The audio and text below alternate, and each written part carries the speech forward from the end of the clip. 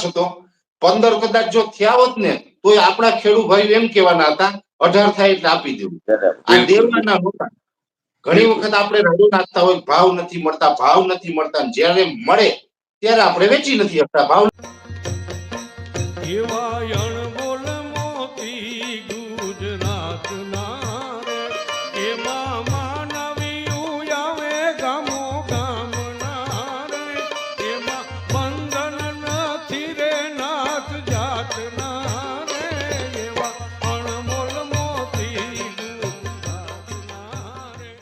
સ્વભાવ છે અને આપણો ખેડૂત પરિવાર છે, આપણા પરિવારને સત્ય નહીં કહીએ ને તો આપણે ક્યાંક દોષિત ગણાશું. ઘણા છોકરાઓ આજે બગદાણાનું કોઈ ભગુડાનું કઈ ગયા હશે, કોઈ સાળંગપુરનું કઈ ગયા હશે, આવા ધાર્મિક સ્થળોનું ઘરે કઈ ગયા, ઘરે બાપા બિચારા વાડીએ કામ કરે, બાપાને ખબર નથી છોકરા ગયા. એ બધા બાપા અને વડીલોને એમ કહું છું કે છોકરા તમારા કદાચ ક્યાંય ગયા હોય ને તો ટેકનોલોજી નો યુગ છે ને કેજો લાઈવ લોકેશન મોકલ, એ ક્યાં છે ને ખબર પડી જાય તમને. આજે 31 ડિસેમ્બરે ન જવાની જગ્યાએ જાય. હું તો દરેક ખેડૂતોને, વડીલોને, આપણા નાના યુવાનોને એટલું જ કહું, દુનિયામાં તમે આ આધુનિક યુગ છે, ખાઓ પીવું, ફરો હરો, મોજ કરો, 4 વસ્તુ ન કરતા. 4 વસ્તુ છે ને બરબાદીના પાયા છે અમીરભાઈ. એક માંસ, મદિરા, પરસ્ત્રી અને જુગાર.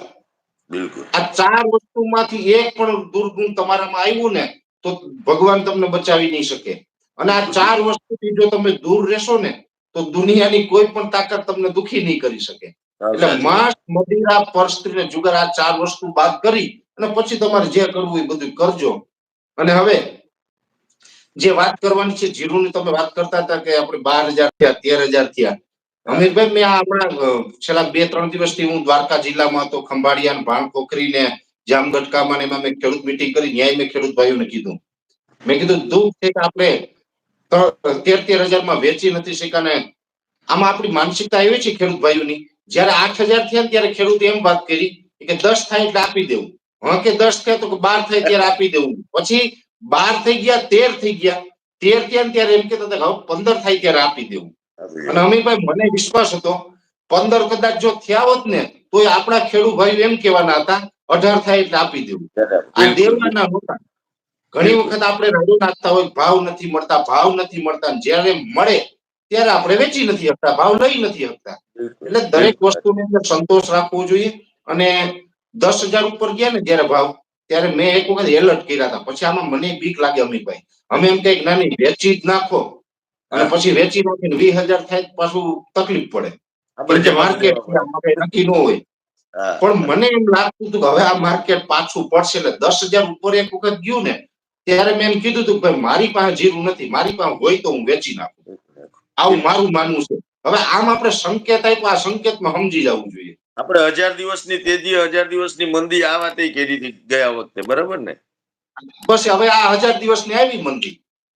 પણ એક ખરું છે કે વિશ્વ લેવલે હું 2 વસ્તુ માનું છું. જીરું છે ને વિશ્વ બજારમાં અત્યારે જે અલ્ગોરિધમ હાલે છે એ મુજબ જીરુમાં કદાચ 5-6 હજાર રૂપિયા જો ખેડૂત ભાઈઓને મળશે ને, અને મળશે એનાથી કદાચ એટલું ન પડ જાય એવું મારું માનવું છે. ઠીક છે 2-5 થી કદાચ માર્કેટ અપડાઉન થઈ જાય એ વાત અલગ છે, પણ એવું મળશે એવું મારું અનુમાન છે. અને એટલા મળે ને તો પોસાય એવું ખરું મારી દ્રષ્ટિએ. બિલકુલ બિલકુલ. બરાબર. અને બીજું મારે એ કહેવાનું છે, ડુંગળી એક બીજો પાક છે ડુંગળી. અમે ભાઈ ડુંગળીમાં એવું છે કે ડુંગળીમાં અત્યારે સરકારી પ્રતિબંધ છે. હવે ડુંગળી છે એક્સપોર્ટ થતી નથી અત્યારે. બિલકુલ. અને ડુંગળી પાક એવો છે કે જીરું જેમ તમે લાંબુ ટાઈમ સાચવી ન શકો, બગડી જાય. પણ જો ડુંગળીની અંદર કોઈ ધીરજ રાખી દીધી ને કોઈ પાસે મેળા માલ કહેવાય કે જે આપણે ખેતરમાં મેળા બનાવીને અવર જવર એ ટાઈપના મેળા, એ ટાઈપની ડુંગળી કોઈ વાવેલી હોય, મેળા માલનું કે ઉત્પાદન થયું હોય ને માલ પડ્યો હોય ને તો એ મારી પાસે હોય તો હું સાચવી રાખું. ભલે આગળ જતા ભાવમાં જે થાય પણ મારી પાસે હોય તો હું સાચવી રાખું.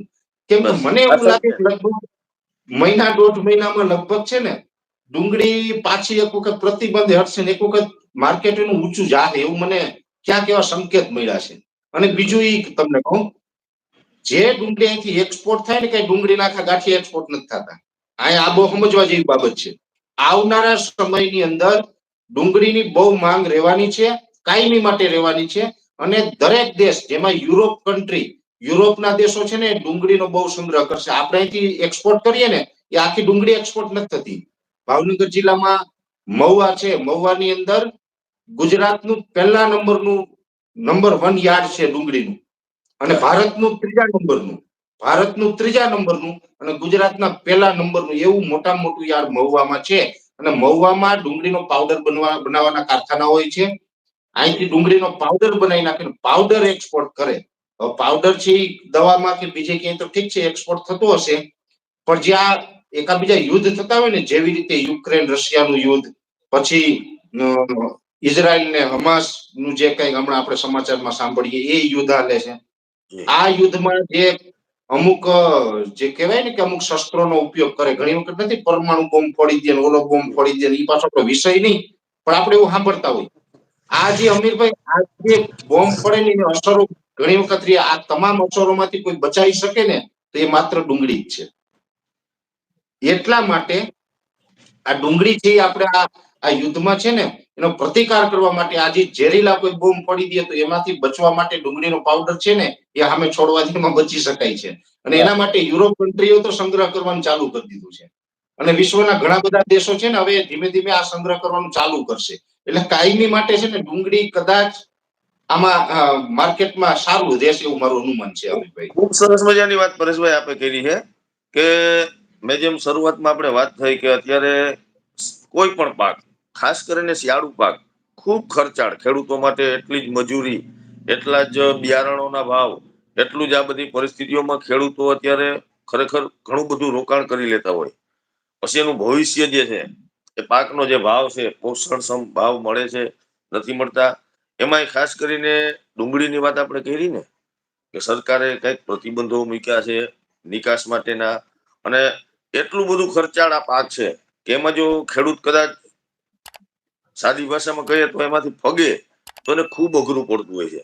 તો આ વાત આપણે થોડીક ખેડૂત વાળા વિસ્તારથી ચર્ચા કરશું. આ પ્રતિબંધો શું છે, ક્યારે ઉઠશે, કેવી રીતના ઉઠશે, એની થોડીક ચર્ચા કરશું આપણે. પહેલી વાત તો મારે આમ તો થોડુંક મર્યાદા હોય બોલવાની, એટલે અમુક મર્યાદામાં આપણે બધા ખેડૂતના દીકરા એટલે આપણે મર્યાદા સંસ્કારોથી બંધાયેલા, નકર તો આમાં સરકાર જ્યાં પ્રતિબંધ મૂક્યો એમાં ઘણું બધું બોલી શકું એમ છું. પણ હું એટલું ચોક્કસ કહું, આ સરકારે પ્રતિબંધ મૂક્યો ને એનાથી ખેડૂતોને કરોડો રૂપિયાનું નુકસાન છે. અને આ દિશાવિહીન આ નિર્ણય છે. આ દિશાહીન નિર્ણય કહેવાય. આ કોઈ સમજદારીથી લીધેલો નિર્ણય નથી. આ એક પ્રકારે ખેડૂતને મારી નાખવાનો નિર્ણય છે. અને આ નિર્ણય છે ને હું તો એમ કહું કે ખેડૂતોએ ભૂલવો ન જોઈએ. અને કહી શકાય કે જ્યાં છે ને અનુભવની કમી હોય ને એવા લોકો જયારે શાસનમાં બેસી જાય ને ત્યારે આવા જ નિર્ણય આવે. બરાબર, અત્યારે ડુંગળીનો જો પ્રતિબંધ મૂકવાનો છે, આ વાત જો સરકારે ડુંગળીનો પ્રતિબંધ એટલે એવું છે કે જે ડુંગળી આપણે એક્સપોર્ટ થાય છે એ એક્સપોર્ટ ઉપર પ્રતિબંધ મૂક્યો. પ્રતિબંધ મૂકવાનું કારણ શું? જો એક્સપોર્ટ ચાલુ રહે તો ભાવ ઊંચા રહે. છેલ્લા ઘણા દિવસથી ડુંગળીના ભાવ નીચા હતા. હમણાં થોડા ટાઈમ પહેલા ડુંગળીના 900,000 ની આસપાસના ભાવ થયા. 900,000 ની આસપાસના ભાવ થયા એટલે ઘણા બધા પાસે જે સ્ટોક હતો એ બધા વેપારીઓએ વેચી દીધું. ખેડૂતને તો હજી બહુ હાથમાં આવ્યું નથી. ખેડૂતે તો હજી હમણાં વાવી હતી ડુંગળી. એટલે ખેડૂતને એક આશા હતી કે 900,000 આસપાસ ભાવ છે, આપણે વાવી જ દઈએ અને હમણાં પાછું 3 મહિનામાં કે 3.5 મહિનામાં ઉત્પાદન આવી જાય, 2 પૈસા કમાય. તો આ સરકારે એવું વિચાર્યું ડુંગળીનો માર્કેટમાં ભાવ ઊંચો રહેશે તો પાછું આનું માર્કેટમાં કે મોંઘવારીનો મુદ્દો આવશે. હમણાં પાછી 24માં ચૂંટણી છે, એમાં આ બધું નડી જાય. એટલે એને ભાવ ડાઉન કરવા માટે પ્રતિબંધ મૂક્યો. હવે ડુંગળીનો ભાવ ડાઉન કરવા માટે પ્રતિબંધ મૂકે એટલે સીધી નુકસાની કોને? ખેડૂતને. હવે ખેડૂતની હમણાં ડુંગળી આવશે, એનો ભાવ મળશે નહીં. તમારે માર્કેટમાં મોંઘવારી ડાઉન કરવી હતી તો ડીઝલમાં નો આપણે 25 રૂપિયા ઘટાડી દેવાય, પેટ્રોલમાં નો 25 રૂપિયા ઘટાડી દેવાય. આ ઘણી બધી વસ્તુ છે ને માર્કેટમાં. આ મોટી મોટી કંપનીઓ માર્કેટમાંથી જે નફો લે, સરકારે ક્યારેક વિચારવું જોઈએ કે આ વસ્તુ તમે કેટલા રૂપિયામાં બની. ઘણી બધી કંપની એવી છે કે 10 રૂપિયાની વસ્તુ બનાવીને 70 રૂપિયામાં વેચે.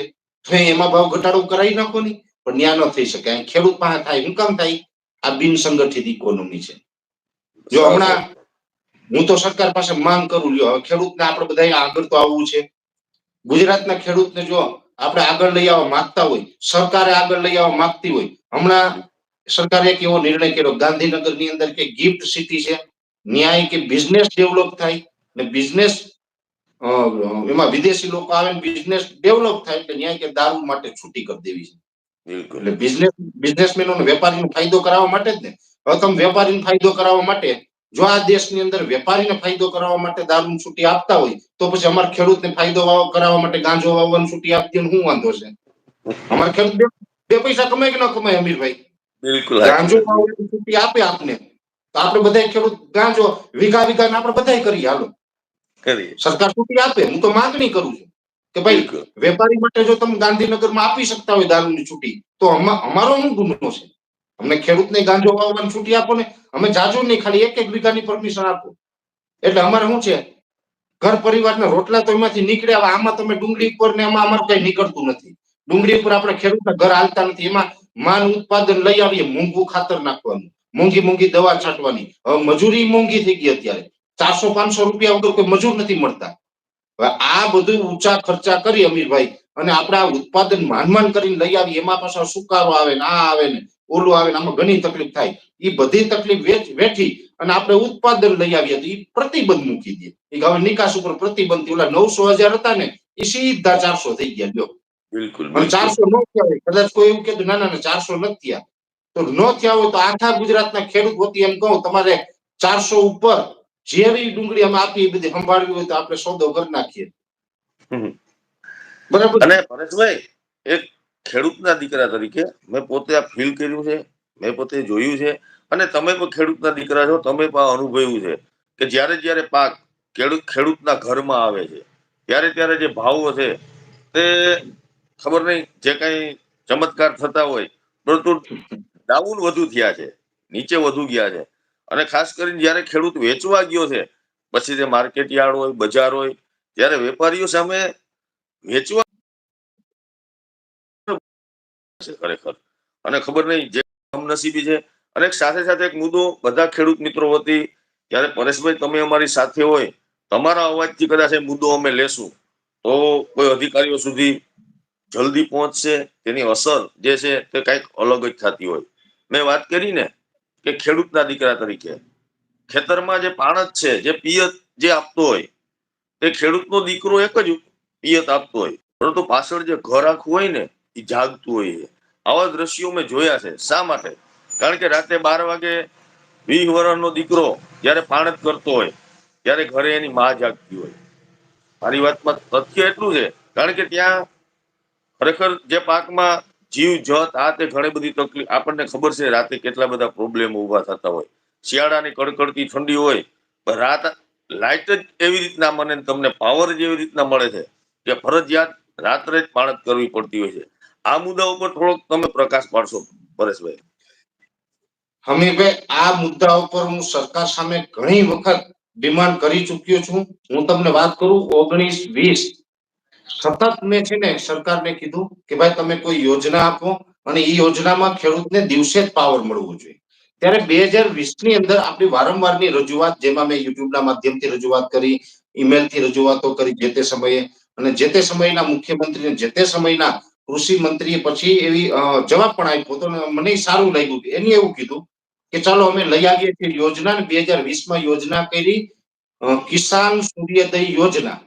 હવે આ કિસાન સૂર્યોદય યોજના એને બનાવીને એવું કીધું બધા ખેડૂતોને કે આ કિસાન સૂર્યોદય યોજનામાં સૂર્ય ઉદય થાય ત્યારથી જ લાઈટ આપવાની, સૂર્ય અસ્ત થાય ત્યાં સુધીમાં જ આપવાની, એટલે કે દિવસે જ પાવર આપવાનો. એટલે અમે પૂછ્યું તો આ ક્યારથી તમે યોજના લોન્ચ કરો છો, ક્યારથી? એટલે સરકારે કીધું કે 2023 સુધીમાં બધા આખા ગુજરાતને આપી દેશું. એટલે મેં કીધું એટલો બધો લાંબો ટાઈમ કેમ? આ 2020 સાલે તમે 23 નું કયો, આ હવે એટલું લાંબુ ગાળો જે છે એમાં અમને ક્યાંક શક લાગે તમે ભૂલાઈ દેશો 2-3 વર્ષમાં તો. અને 2-3 વર્ષ કાઢવા અઘરા છે. ત્યારે સરકારે ટેકનિકલ બાબત તમને સામે મૂકી કે આ બધામાં જે લોડ આવે એક સાથે જો બધા ખેડૂતને દિવસે પાવર આપવું હોય તો એના માટે અલગ અલગ અનેક પ્રકારના 66 કેવી ઉભા કરવા પડે, અલગ અલગ ટીસી ઉભા કરવા પડે, એના ઉપકરણો બધા આપણે તૈયાર કરવા પડે. એટલે આપણે ટેકનિકલ વાતને માન્ય રાખી કે ભાઈ એવું હોય તો એ બરાબર છે, વ્યવહારિક વાતનો આપણે વિરોધ ન કરી શકીએ. એટલે કે આ આપણે એક પછી સ્ટેપ બાય સ્ટેપ આપણે કરતા જશું, પણ 2023ના એન્ડ સુધીમાં આપણે ઓલ ગુજરાતમાં આપી દેશું. તો અમે એને એક એવી રિક્વેસ્ટ કરી કે ભલે તમે 23 સુધી બધાને આપો, તો જે શરૂઆત કરો છો તો શરૂઆતમાં તમે પ્રાયોરિટી એવા વિસ્તારને આપો કે જ્યાં જંગલી પ્રાણીનો વધારે ત્રાસ હોય. જેમ કે આપણે અરવલ્લીના જે ગિરિમાળાઓ પસાર થાય, અરવલ્લી જિલ્લો હોય અથવા તો છોટા ઉદેપુર ને, એમાં વાઘની અમુક જગ્યાએ ત્રાસ છે, વાઘ આવે. હવે અમુક જગ્યાએ દીપડાનો ત્રાસ છે, અમુક જગ્યાએ આપણે ગીર વિસ્તાર છે, અમરેલી ને ગીર સોમનાથ ને સાસણ ને તાલાળા ને એ વિસ્તારમાં સિંહનો ત્રાસ છે. હવે મેં કીધું જ્યાં સિંહનો ત્રાસ હોય, વાઘનો ત્રાસ હોય, દીપડાનો ત્રાસ હોય, તો જંગલી પ્રાણીનો જ્યાં ત્રાસ હોય ને એને તમે પેલા દિવસે આપી દો, બીજાને પછી આપો. હાલો, તો શું થાય કે જંગલી પ્રાણી સામે આપણે જોખમમાંથી આપણે એટલા ખેડૂત આપણે બચી જઈએ. એટલે સરકારને રજૂઆત કરી એટલે મને આનંદ થયો કે સરકારે આ વાત માની રાખી, અને જ્યાં જ્યાં જંગલી પ્રાણીનો ત્રાસ હતો ને ત્યાં પ્રાયોરિટી ધોરણે આપી પણ દીધું. ને આજની તારીખે હજી ત્યાં આ વીજળી મળે છે. પણ આ છે ને પેલા ઉર્જા મંત્રી હતા સૌરભભાઈ અને મુખ્યમંત્રી હતા વિજયભાઈ રૂપાણી, અને એની આ યોજના છે ને એ મુજબ કામની શરૂઆત કરી દીધી હતી ને, લાભ આપ્યો હતો. હવે ઈ ગયા ને પછી આ લોકોએ શું કર્યું મને ખબર નથી. આ બધા મંત્રીઓને મુખ્યમંત્રી બદલાણા ને એટલે 2023 સુધીમાં આ યોજનામાં બધાને લાભ આપી શક્યા નથી. ગુજરાતની અંદર 60 લાખ ખેડૂત ખાતેદાર છે. હવે એમાંથી વિજયભાઈ હતા ને ત્યાં સુધીમાં લગભગ 20 કે 22% ખેડૂતને આ લાભ મળ્યો છે. આજની તારીખે 78 થી 80% ખેડૂતો છે આ યોજનાથી બાકાત રહી ગયા. અને હમણાં બહુ અમે આના વિશે ડિમાન્ડ કરી. હમણાં થોડા દિવસ પહેલા હું તો પોલીસ કાર્યક્રમ જે આપણે રોનક પટેલ કરે છે એબીપીએસ ની, મેં ત્યાંથી પણ અપીલ કરીને આ યોજનાનું આખું યાદ કરાવ્યું કે ભાઈ આવી યોજના છે અને આનો લાભ આપો. ત્યારે પાછું હમણાં સરકારે થોડા દિવસ પહેલા કીધું કે હવે અમે 2024ના એન્ડ સુધી કરી દેશું. એટલે જે 23માં કરવાનું હતું એ હવે 24ના એન્ડ સુધી લઈ ગયા.